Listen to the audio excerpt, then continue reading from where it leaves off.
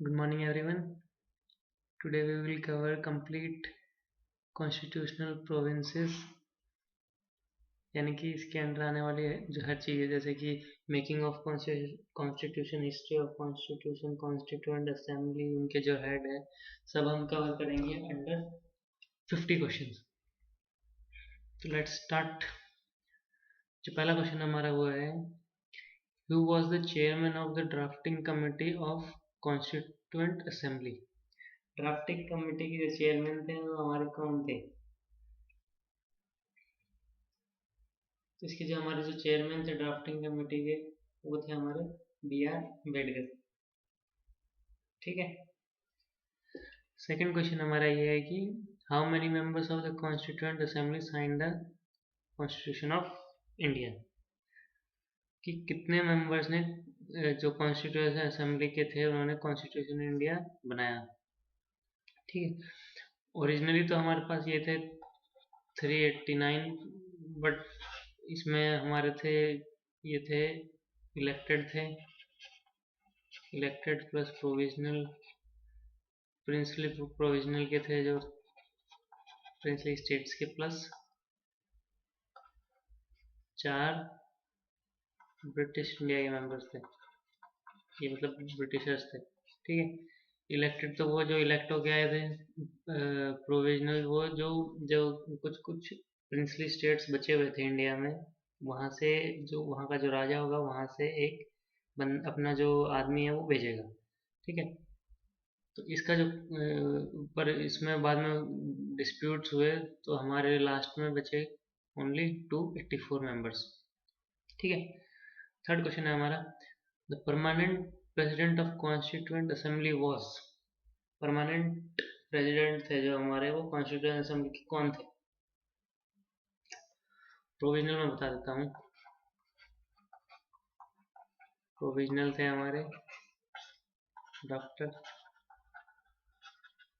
सच्चिदानंद सिन्हा। ठीक है। तो जो हमारे परमानेंट, ये सिर्फ 2 ही दिन के लिए रहे थे, और इसके बाद फिर हमारे परमानेंट बन गए थे, वो थे हमारे डॉक्टर राजेंद्र प्रसाद। ठीक।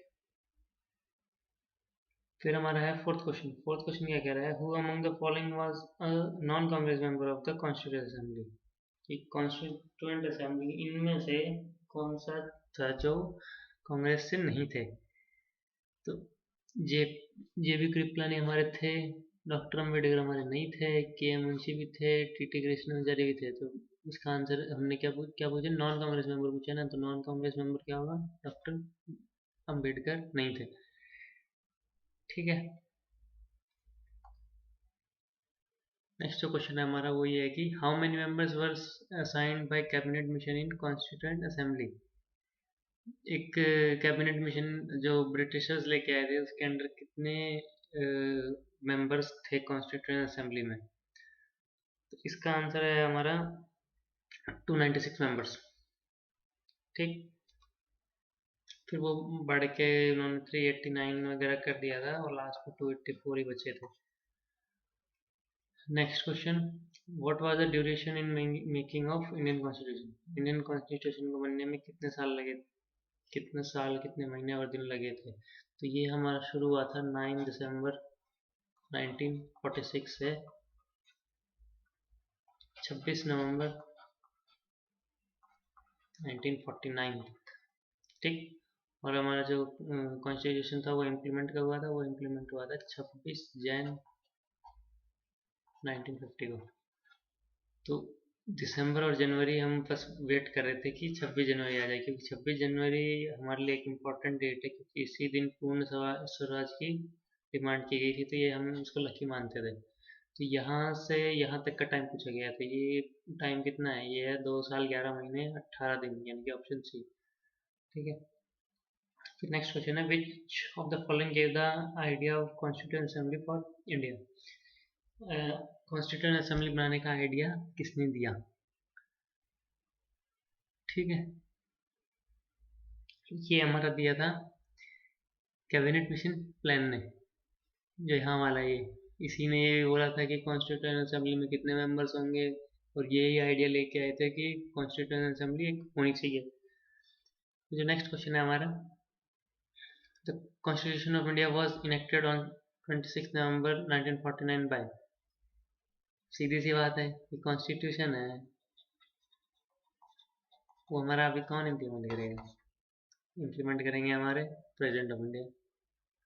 ठीक है, कॉन्स्टिट्यूशन असेंबली ने बनाया है, पार्लियामेंट में हमारा होता नहीं है, फिर ब्रिटिश पार्लियामेंट तो खत्म हो गई थी।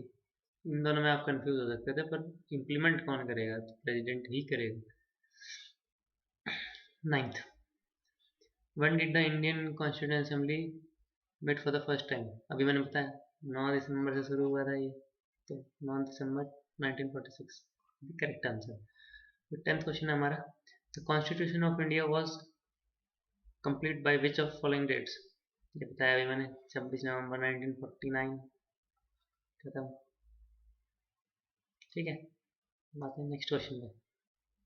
नेक्स्ट क्वेश्चन है हमारा, the proposal for framing of the Constitution of India by elected Constituent Assembly was made by। Constitution बनाया जाए और ये बनाया जाए कॉन्स्टिट्यूंट असेंबली, ये कौन बोला था? ये बोला था हमारा ब्रिटिश कैबिनेट डेलीगेशन। ठीक है, एक डेलीगेशन आया था ब्रिटेन से, जिसमें थे हमारे लॉरेंस, ठीक, फिर थे हमारे अलेक्जेंडर और एक थे हमारे क्रिप्स। तीनों का डेलीगेशन आया था, जिसने बोला था कि एक कॉन्स्टिट्यूएंट असेंबली होनी चाहिए जो कॉन्स्टिट्यूशन ऑफ इंडिया बनाएगी। ठीक है, नेक्स्ट क्वेश्चन है हमारा, Who of the following has stated the constitution has not been set in right mold of federalism? ये चीज किसने बोली कि फेडरलिज्म के तहत हमारा कॉन्स्टिट्यूशन नहीं बना है? ठीक है, तो ये हमारा बोला था A.K. अय्यर ने। ठीक है, नेक्स्ट क्वेश्चन है हमारा, Who of the following moved the objective resolution? Objective resolution यानी कि हमारा कॉन्स्टिट्यूशन कैसा होना चाहिए, ये किसने बोला था? ये दिखाया गया था 11 दिसंबर 1946 को। ठीक है, और ये किसने किया था? ये हमारा किया था जवाहरलाल नेहरू ने। ठीक, the number of members include in constitution drafting committee was. Drafting committee एक कमेटी थी, तो मान लो कि ऐसा था कि ये कॉन्स्टिट्यूएंट असेंबली जो हमारा कॉन्स्टिट्यूशन बनाएगी, इसमें हमारी डिफरेंट कमिटीज थी, जिसमें से एक थी हमारी ड्राफ्टिंग कमेटी। ठीक है, तो इसका जो इसमें जो मेंबर्स थे उनको पूछा गया है। उससे पहले मैं बता दूंगा, इनके जो चेयरमैन थे वो थे हमारे B.R. Ambedkar.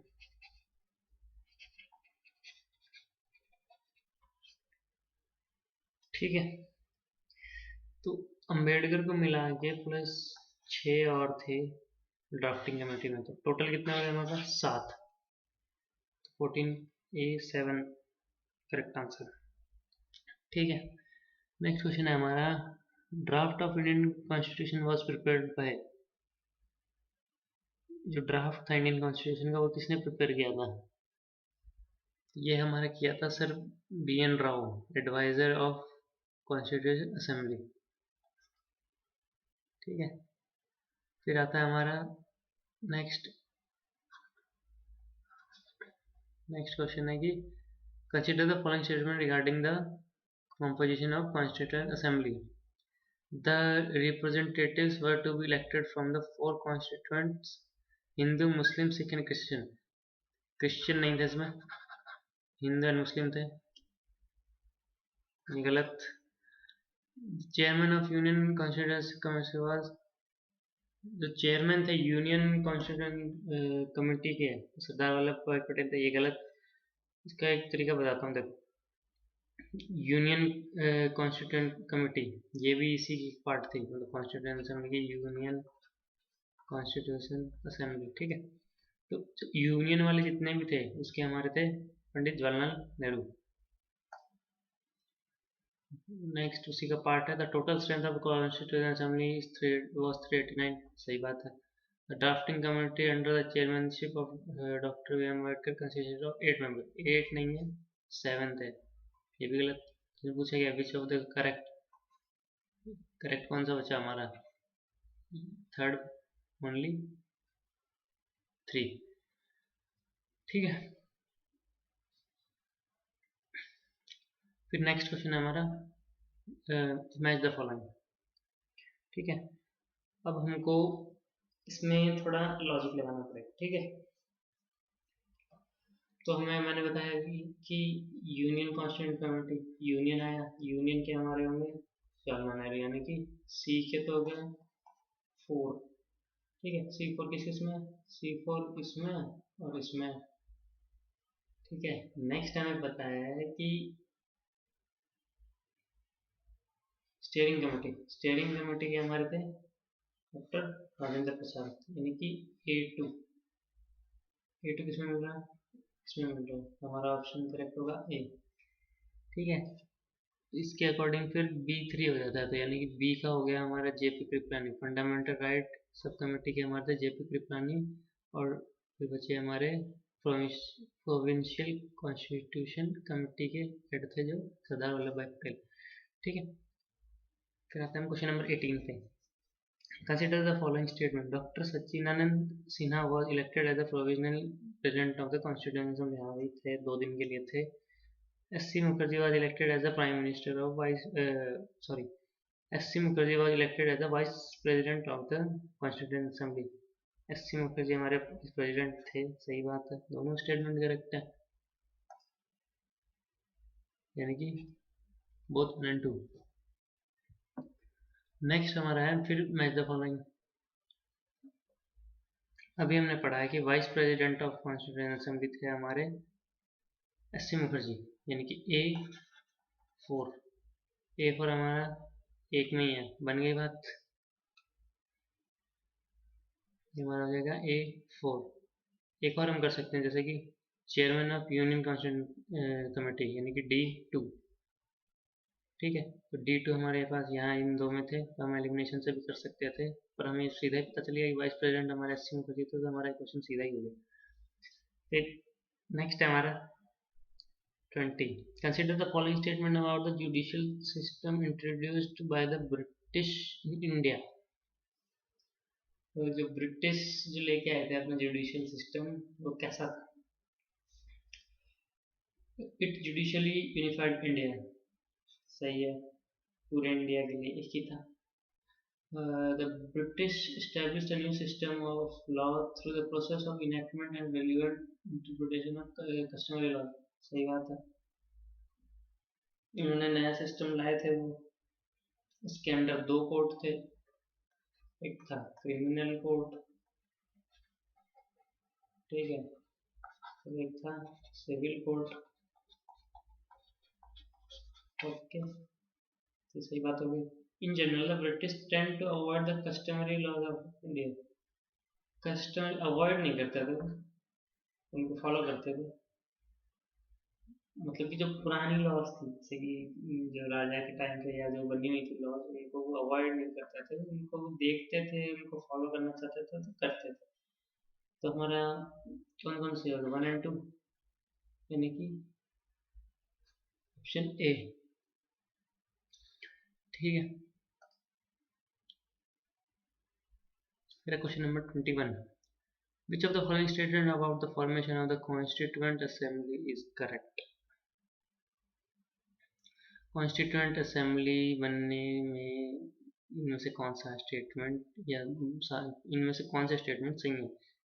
The members of the Constituent Assembly were chosen on the basis of provincial election 1946, सही है, इलेक्शन हुआ था, इलेक्शन किस किस के बीच में आया था, INC प्लस मुस्लिम लीग और अदर पार्टीज, इलेक्शन तो हुए थे। 1946 में ये सब प्रोसेस शुरू हुआ था, तो 1946 डेट भी सही है। ठीक है, फिर आता है हमारा the constituent assembly did not include representative of princely state. गलत बात है, प्रिंसली स्टेट्स के थे हमारे तो। फिर आता है third point, the discussion within the constituent assembly were not influenced by opinions expressed by the public. गलत बात।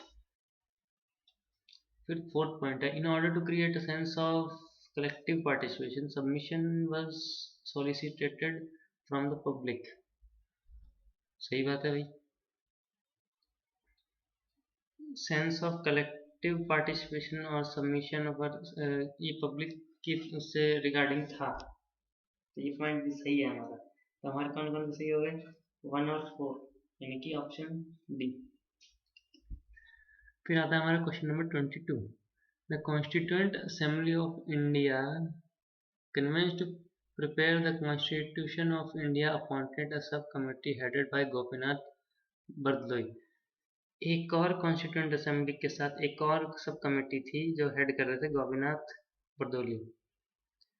इनमें से इन्होंने क्या कहा था, fifth schedule of the north east frontier tribal and excluded area, नहीं। Constitution of district council in all autonomous districts of Assam, ये भी गलत। Six schedule of north east frontier tribal and areas, ये भी गलत।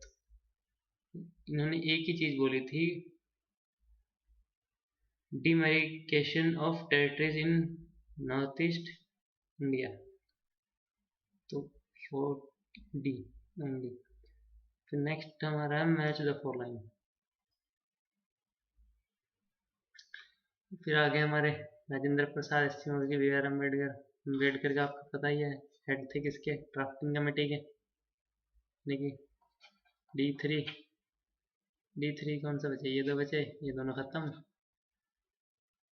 फिर हमको किसका पता है, राजेंद्र प्रसाद का पता है, कौन थे ये,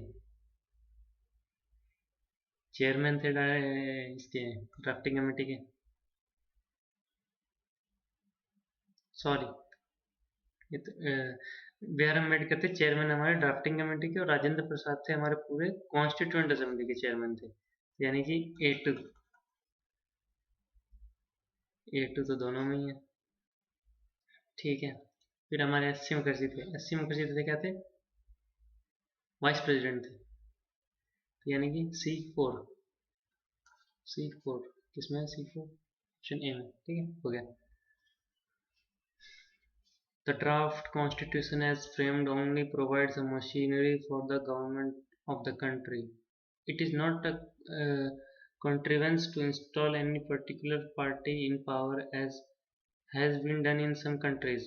Who should be in power is left to be determined the people, as it must be if the system is to satisfy the test of democracy. The above passage from the Constituent Assembly debates in regards to, ये जो है ये हमारे बोला था doctor B R Ambedkar ने। ठीक है, ये उनका दूसरा आर्ग्यूमेंट था as a drafting committee chairman. ठीक है, तो ये देखो, ड्राफ्ट कॉन्स्टिट्यूशन की बात कौन करेगा, उसका जो हेड है वही करेगा। फिर नेक्स्ट क्वेश्चन हमारा, which among the following was not a member of drafting committee of the Constitution of India। Drafting committee का इनमें से कौन सा मेंबर नहीं है, ये तो थे ही, मुंशी जी भी थे, कृष्ण स्वामी अय्यर भी थे, एम के गांधी का कोई भी रोल नहीं था कॉन्स्टिट्यूएंट असेंबली में, क्योंकि ये बिजी थे। और कहीं ये कहाँ बिजी थे, ये बिजी थे कि इंडिया मान लो इंडिपेंडेंट हो रहा है, ठीक है, और ये हमारे थे मेन लीडर। तो और भी जो लीगल जो डॉक्यूमेंटेशन वगैरह था कि अंग्रेज जा रहे थे तो वो बहुत चीज़ें दे के जा रहे थे, कुछ लेके जा रहे थे, तो वो सब अंदर हमारे कर रहे थे गांधी जी, तो इसलिए वो कॉन्स्टिट्यूएंट असेंबली में उनका कोई रोल नहीं था। बट इससे रिलेटेड एक फैक्ट बताता हूँ कि गांधी जी थे, मतलब कि गांधी जी इसमें कॉन्स्टिट्यूंट असेंबली में तो नहीं थे, बट जो कॉन्स्टिट्यूंट असेंबली के मेंबर थे उनको पता था कि गांधी जी की जो विचारधारा है वो हमें रखनी है, तो उन्होंने डीपीएसपी में ये गांधी जी का जो कॉन्सेप्ट है वो सब बताया गया है। और एक और इनका गांधी जी का जो था वो था कि हमारा जो गांव वाला एरिया है वो बहुत पीछे है, तो हमने एक पंचायत वाला भी ऐड किया, ये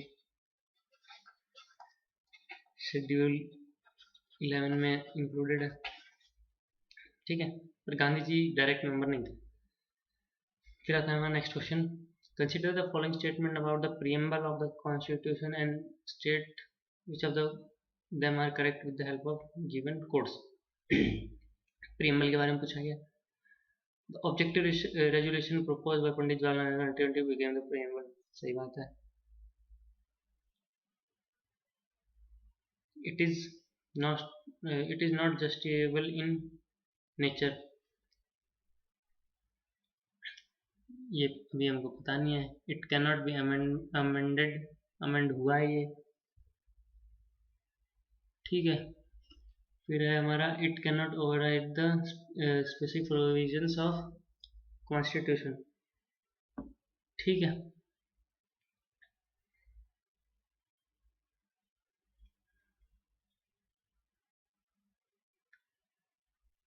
इसमें हमारा कहा गया था ये वाला, जो फिर से पढ़ते हैं एक बार।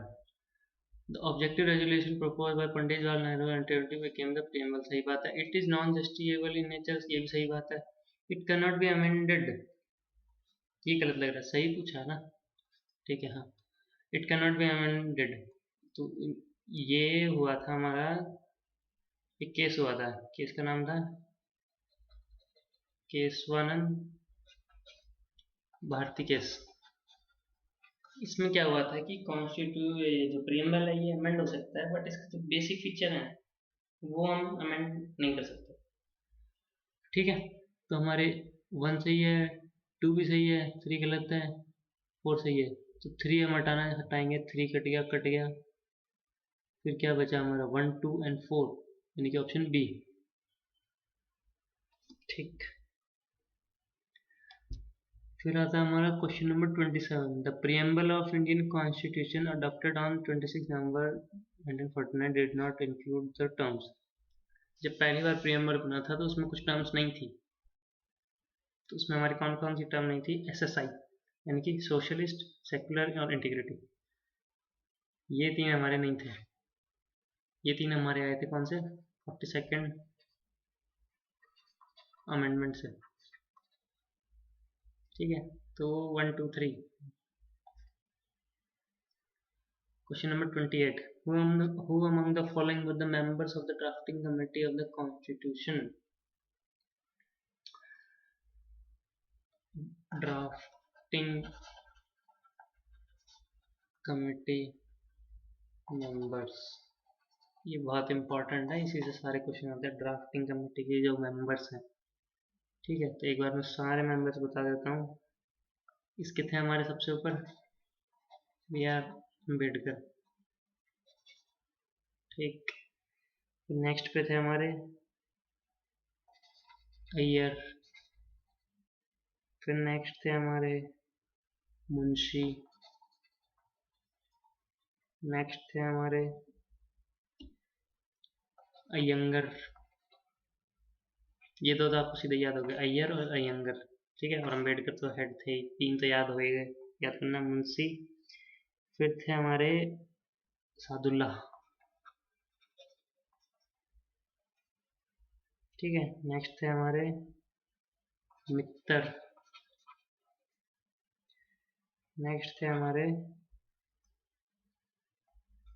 खैतान। फिर क्या हुआ कि मित्तर और खैतान की डेथ हो गई थी, इनकी जगह 2 जने और आए थे। एक थे हमारे राव और एक थे हमारे कृष्णामाचारी, ठीक है। तो अम्बेडकर, अय्यर, मुंशी, अयंगर, सादुल्ला, मित्तर और खैतान। खैतान और इनको क्या नाम है, मित्तर को रिप्लेस किया था राव और कृष्णाचारी। तो टोटल 7 ही मेंबर रहे थे, 1 2 3 4 5 6 7। ठीक है, अब इन्होंने क्या पूछा है, इनमें से कौन से मेंबर नहीं थे या कौन से थे। तो अय्यर सीधा दिख गया, खत्म। फिर question number 29, assertion the constitution of India has become the longest one. सही है, सबसे लंबा है, सबसे ज्यादा वर्ड्स हैं इसमें। ठीक है, इसमें दुनिया भर के शेड्यूल हैं, दुनिया भर के पार्ट हैं, दुनिया भर के आर्टिकल हैं, सबको मिला के तो बनाया गया है ये। ठीक है, इसका reason, the chapter of fundamental rights has been borrowed from the model of American constitution. बात तो सही है, पर इसका रीजन थोड़ी है ये। दोनों करेक्ट है, but R is not correct explanation of A. ठीक है, फिर है the idea of preamble has been borrowed in India constitution from. Preamble जो है हमारे किसके उस कॉन्स्टिट्यूशन से बोरो किया गया है, तो ये हमने बोरो किया है यूएसए से। ठीक है, अभी आगे मैं बता भी दूंगा कि यूएसए और यूएसएसआर सबसे हमने क्या क्या बोरो किया है। फिर question number 31, who among the following was not a member of drafting committee of the constitution of India। फिर ड्राफ्टिंग कमेटी पे पूछ रहा है, अम्बेडकर थे, मुंशी थे, अय्यर थे, फिर एम के गांधी तो कहीं थे ही नहीं, फिर तो क्वेश्चन वैसे ही हो जाता है। फिर आते हैं हम basic feature of constitution and sources पे। In the constitution of India the term federal appears in the, federal जो टर्म है वो कहाँ अपीयर करती है, तो प्रीएम्बल में तो हमारी सोवेरियन, सेक्युलर, इंटीग्रिटी, रिपब्लिक, ये सब बात कर रहा है। फिर पार्ट 3 हमारा है फंडामेंटल राइट्स। आर्टिकल 360 हमारा क्या करता है, अमेंडमेंट्स। तो ये हमारा अल्टीमेटली हो गया none of the above. Federal जो हमारा आता है ये हमारा आता है पार्ट 1 में। फेडरल मतलब कि स्टेट और यूनियन की बात कर रहा होगा, तो पार्ट 1 है उसी में हमारा स्टेट और यूनियन की बात होती है। ठीक है, फिर है question number 33, Indian federal structure is inspired by which model of the countries given below. जो हमारा फेडरल स्ट्रक्चर है वो कहाँ से, कौन सी कंट्रीज से देख के बनाया गया है, तो ये हमारा बनाया गया है कनाडा को देख के। ठीक है, नेक्स्ट क्वेश्चन है हमारा, India has borrowed the concept of fundamental rights. Fundamental rights, अब आप खुद सर्च करो कि जो राइट्स की जो बात है वो सबसे ज्यादा कौन सा देश बात करता है, वो हमारा बात करता है यूएसए। ठीक है, ये क्वेश्चन कॉमन सेंस वाला है सब। फिर 35, the phrase equality before law used in Article 14 of the Indian Constitution has been borrowed from the Constitution of Equality Before Law। यानी कि ये लॉ है, इसके सामने कोई छोटा हो या बड़ा हो, सब इसके सामने इक्वली होंगे। ये हमने कहाँ से लिया है, ये हमने लिया है ब्रिटेन से। The source of the basic structure theory of the Constitution of India is, basic structure का सोर्स हमारा क्या है, तो कॉन्स्टिट्यूशन खुद, ये तो नहीं है source. Opinion of jurist, judiciary से ये हो सकता है।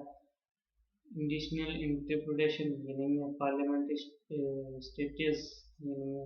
हमारा ओपिनियन ऑफ ज्यूरिस्ट, मान लो कि इसका मतलब ये हुआ कि मान लो कि कोई लॉ इसको चेंज करना है या उसमें कुछ गड़बड़ है, तो वो सब हमारा कौन देखता है, वो हमारा देखता है कोर्ट। यानी कोर्ट मतलब जजेस, यानी कि ज्यूरिस्ट। ठीक, फिर हमारा नेक्स्ट क्वेश्चन है, which of the following is not a feature of Indian constitution. इनमें से इंडियन कॉन्स्टिट्यूशन का कौन सा फीचर नहीं है। हमारा रिटन कॉन्स्टिट्यूशन है, ठीक है, फेडरलिज्म भी है, सोवेरेनिटी ऑफ पार्लियामेंट, ये नहीं है, जुडिशियल रिव्यू है। सोवरेनिटी ऑफ पार्लियामेंट तो नहीं है, ठीक है। फिर आता है हमारा question number 38, Indian constitution is federal, unitary, quasi federal. याद कर लो, ये एसएसबी में भी काम आएगा। India is a quasi federal country. Quasi federal क्या होता है भाई? क्वासी फेडरल ये होता है कि ये मान लो यूनियन गवर्नमेंट है, ये स्टेट गवर्नमेंट है, तो इनके बीच में डिवीजन ऑफ पावर होगा कि इसके पास कुछ पावर होंगी, इसके पास कुछ पावर होंगी, पर हमारे यहाँ अल्टीमेटली यूनियन के पास ज़्यादा पावर है स्टेट से। यही जो डिफरेंस होता है, डिफरेंस इन पावर,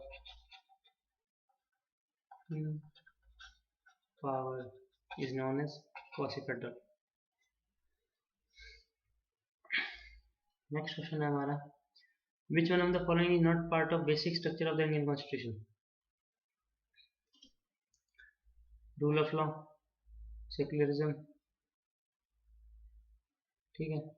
फिर है रिपब्लिक फॉर्म ऑफ गवर्नमेंट, ये नहीं है, रिपब्लिक तो नहीं है हमारी, हमारा तो डेमोक्रेटिक है भाई। पार्लियामेंट फॉर्म ऑफ गवर्नमेंट, ये भी सही है। 39 का सी।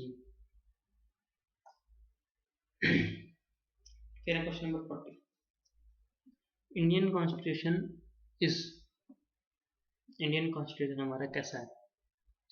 सख्त है या फ्लेक्सिबल है, या ना तो सख्त है ना फ्लेक्सिबल है, या आधा सख्त है और आधा फ्लेक्सिबल है?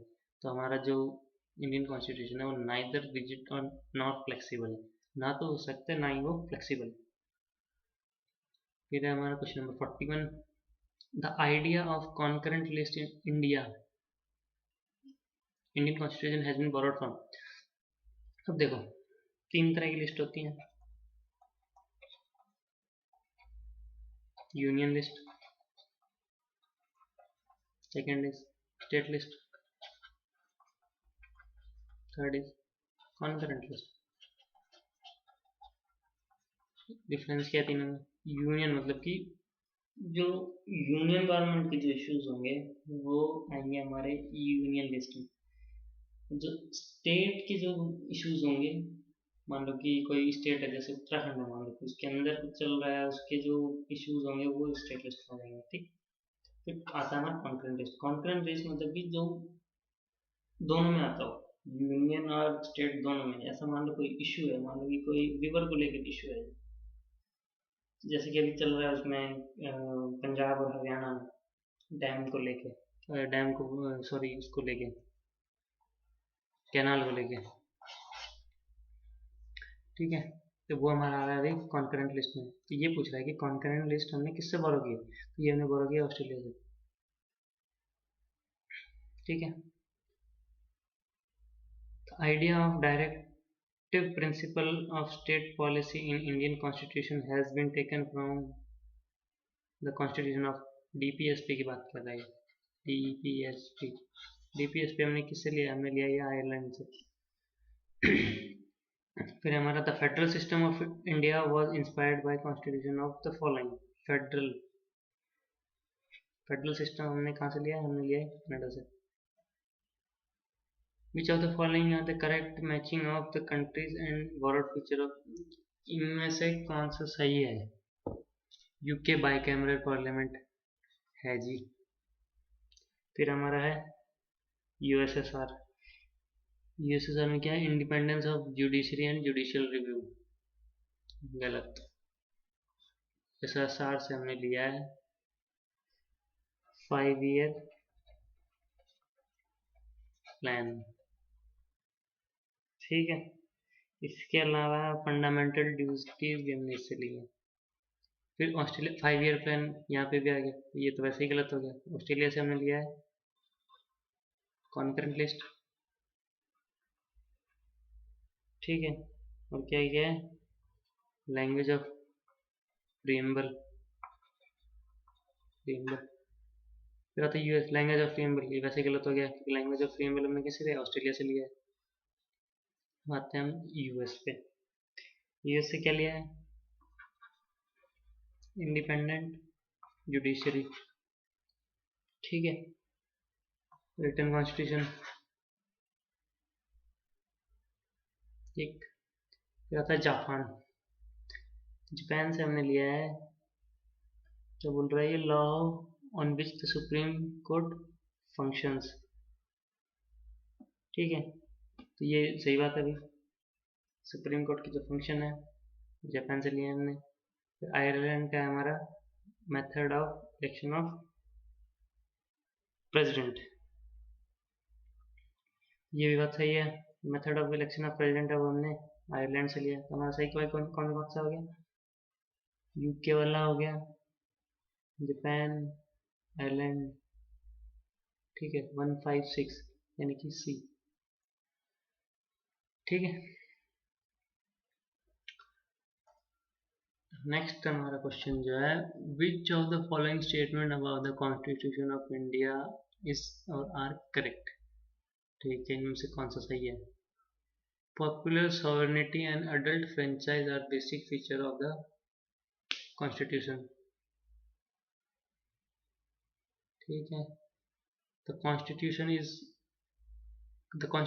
so far as the division of powers between the center and the state is concerned is rigid. The Constitution recognizes the independence of civil and economic rights. The Constitution mentions direct control by the people such as referendum initiative, direct तो नहीं होता, ठीक है। तो the Constitution recognizes the interdependence of civil and economic rights, सही बात है, ठीक है। The constitution in so for the division of power between the centre and state is rigid, सही बात है कि जो पावर्स है हमारे वो फिक्स है सेंटर और स्टेट के बीच में, कि तुम क्या करोगे तुम क्या नहीं करोगे। फिर क्या है, popular sovereignty and adult franchise are the basic feature of the constitution, sovereignty और अडल्ट फ्रेंचाइज हमारी है, ठीक है। तो सही कौन सा होगा, 1 2 एंड 3 यानी कि बी। क्या होता है हमारा, consider the following statements, the Indian constitution is an unwritten constitution, 9, the written constitution, सही, largely based on the government of India Act 1935, सही, गिफ्ट तो दिया ही नहीं, हमने खुद ने बनाया है, 2 and 3।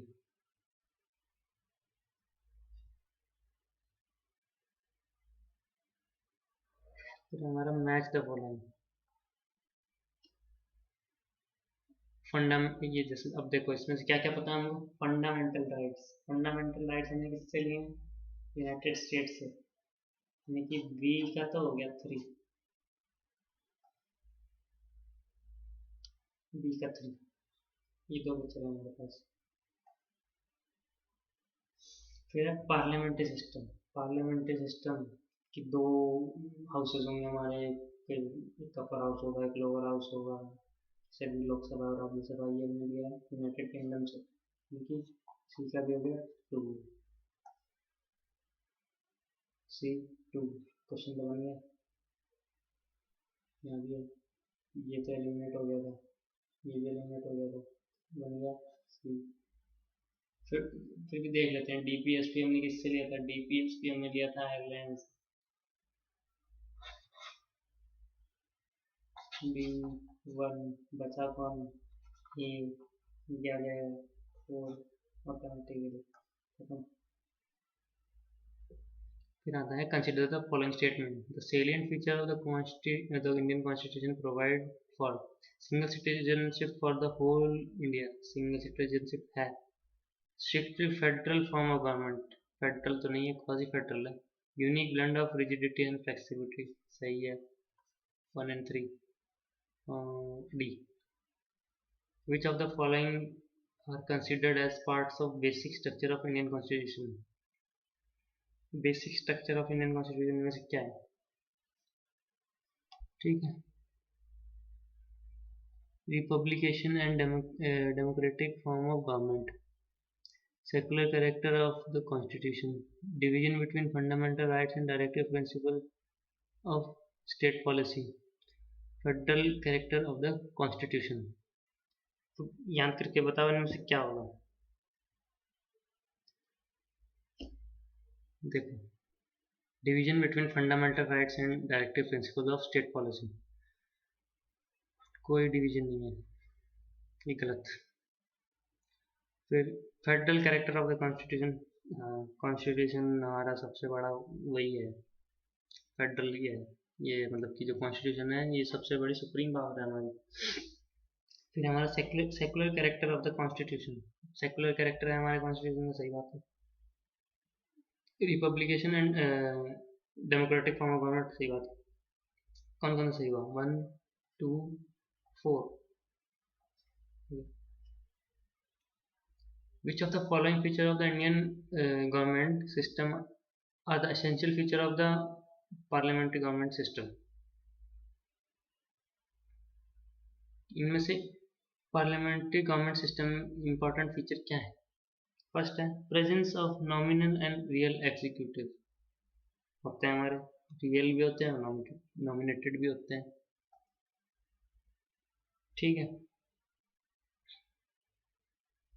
Membership of ministers in legislature, हाँ मेंबरशिप जरूरी है। Separation of power between the union and state government sorry, separation of power between the union and state government नहीं। फिर हमारा सेपरेशन है यहाँ पे, इंडिपेंडेंट जुडिशरी सिस्टम, सही बात है। तो हमारा 3 गलत हो गया, मतलब कि 3 गलत है तो 3 एलिमिनेट हो गए, 3 खत्म खत्म खत्म, तो बचा 1 और 2। ये क्वेश्चन गलत है, वैसे यहाँ 4 भी होना चाहिए, यहाँ 4 भी हो जाएगा, ठीक है। तो आज हमने किए हैं 50 क्वेश्चन यहाँ तक। नेक्स्ट क्लास में हम यहीं से कंटिन्यू करेंगे, आई होप आपको समझ में आया होगा, ठीक है।